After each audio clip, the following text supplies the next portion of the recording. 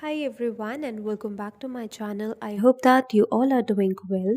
So in this video we are going to learn how to make a countdown, or I can say a counter, and in this project we are going to do the countdown for New Year.